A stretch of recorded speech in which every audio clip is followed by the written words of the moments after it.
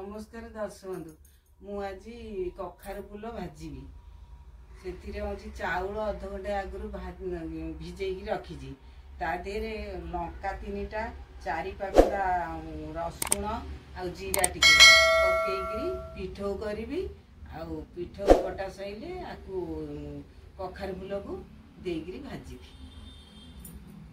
कखार फूल भाजुची ये पिठो चाउल बटार लुण आवश्यक अनुसार लुण पकाउछि हलदी बाटी देछि ता देहरे जीरा रसुण सब बाटी कला जीरा टी पकाउछि कला जीरा पकले बढ़िया लगे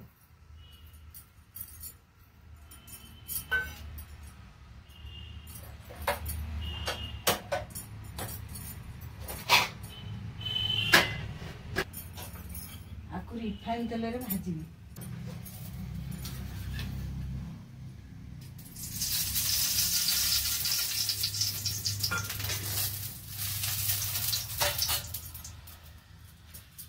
बारी रे 3टा फूल फुटी थला मु आजिकली मु कहली आज या नहीं भाजी देवी बेसी फुटुनी आज भाजी दउची